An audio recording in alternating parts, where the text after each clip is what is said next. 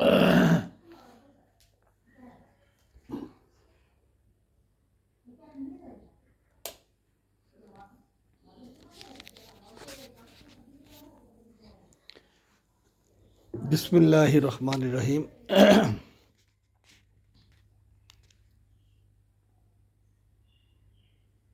প্রিয় দেশবাসী ভাই ও বোনেরা,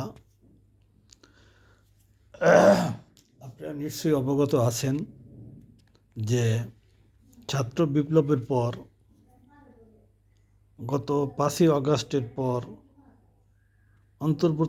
অন্তর্বর্তীকালীন সরকার রাষ্ট্র পরিচালনার দায়িত্বভার গ্রহণ করেছেন।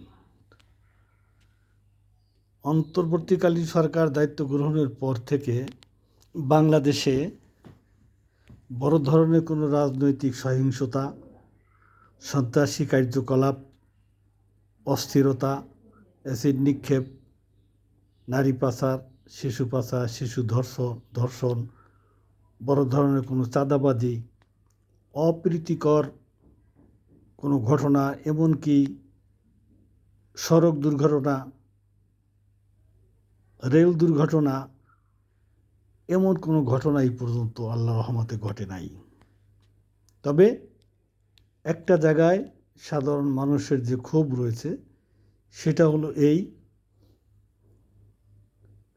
Market syndicate. এই জিনিসটা কন্ট্রোল করা মোটেও সম্ভব হয়নি। দিনের পরে দিন হুড় করে নিত্য প্রয়োজনীয় দ্রব্যর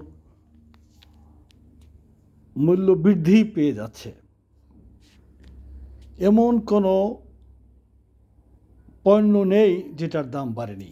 বিশেষ করে সাধারণ মানুষের দৈনন্দিন জীবনের চাহিদা মেটাতে যে জিনিসগুলোর প্রয়োজন হয়, চাল, ডাল, তেল, সবজি, প্রত্যেকটা জিনিসের দাম অত্যন্ত বেশি, যেটা মানুষের ক্রয় ক্ষমতার বাহিরে। আমি যদি বলি, পেঁয়াজ একসময় 350 টাকা ছিল, 150 টাকা পেঁয়াজ, 180 টাকা টমেটো, 100 টাকা আলু, 180 টাকা ডিমের ডজন ছিল। এখন প্রশ্ন হলো, আলু এটা কৃষি পণ্য, দেশীয় কৃষি পণ্য, এদেশেই ফলে। পেঁয়াজ একটা দেশীয় কৃষি পণ্য, টমেটো একটা দেশীয় কৃষি পণ্য। এগুলো বিদেশ থেকে আমদানি করতে হয় না, ফরেন এক্সচেঞ্জ ডলার ভাঙিয়ে এগুলো ক্রয় করতে হয় না। তবে এগুলোর দাম কেন বেশি? এই সিজনে পেঁয়াজ থাকার কথা 10 টাকা কেজি, টমেটো থাকার কথা 10 টাকা কেজি, আলু থাকার কথা 10 টাকা কেজি। বাংলাদেশের মানুষ 5 টাকা আলু খেয়েছে খুব বেশি দিন আগের কথা না। 15 টাকা আলু খেয়েছে এই অল্প দিন আগে। 1200 টাকা কাঁচামরিচের কেজি। তাহলে মানুষের দেয়ালে পিঠ ঠেকে গেছে। বাজার নিয়ন্ত্রণে ভোক্তা অধিকারের অফিসারগণ, কর্মকর্তাগণ মার্কেট মনিটরিং করে। কিছুদিন আগে আমি দেখেছি ভোক্তা অধিকারের একজন কর্মকর্তা, ভদ্রলোক, খুবই ভদ্রলোক, উনি মার্কেট মনিটরিং করতে গিয়ে দেখেন একজন মধ্যশতভোগী ব্যবসায়ী, সে 1 কেজি আলুতে প্রায় 18 টাকা ব্যবসা করে। সেই মধ্যশতভোগী আলু ব্যবসায়ী ডেইলি কয়েক ট্রাক আলু বিক্রি করে। তাহলে সে যদি 1 কেজিতে 18 টাকার মতো ব্যবসা করে, তাহলে তার প্রতিদিনের ইনকামের পরিমাণ কত, সে হিসাব নিরূপণ করা আমার পক্ষে সম্ভব নয়। ওই কর্মকর্তা, ভোক্তা অধিকার কর্মকর্তা, তিনি তাকে বললেন যে এই 1 কেজি আলুতে 18 টাকার মতো ব্যবসা করেন, এতেই আপনি ভেস্তে যেতে পারবেন। এই কথার অর্থ মধ্যস্বত্বভোগী সেই ব্যবসায়ী বুঝতে পারেননি বা বোঝার চেষ্টা করেননি। এখন কথা হলো, সোজা আঙ্গুলে ঘি ওঠে, এত মিষ্টি কথা দিয়ে কি নিয়ন্ত্রণ করা যায়? দেশটা কি এভাবেই চলবে? মানুষ, বিশেষ করে রাজনীতিবিদরা নির্বাচনের অপেক্ষায় আছে। তারা মনে করে শক্তিশালী দল দূরে সরিয়ে আছে, হঠাৎ করে নির্বাচন দিলেই আমরা ক্ষমতায় চলে যাব, ক্ষমতায় চলে গিয়ে আমরা সেই 18 বছরের প্রতিশোধ নেব, কিসের দেশ চালাবো। কিন্তু পাবলিকের অবস্থা কি হবে? ফুটবল একবার প্রতিপক্ষের পায়, আর একবার আর এক দলের পায়। ফুটবলের অবস্থা 12টা, কিন্তু আমাদের একই অবস্থা হচ্ছে, একবার ও দল আর একবার ও দল। কিন্তু সাধারণ মানুষ মনে করে নির্বাচন বড় কথা না, সুষ্ঠুভাবে দেশ পরিচালনা হলো বড় কথা। যে সরকারি হোক, হ্যাঁ, গণতান্ত্রিক প্রক্রিয়া একটা দেশ নির্বাচিত সরকার চালাবে, এটা আমরাও চাই। কিন্তু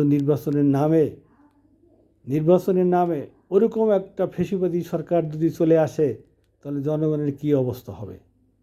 সাধারণ জনগণ নির্বাচন চায় না, সাধারণ জনগণ চায় সংস্কার হোক,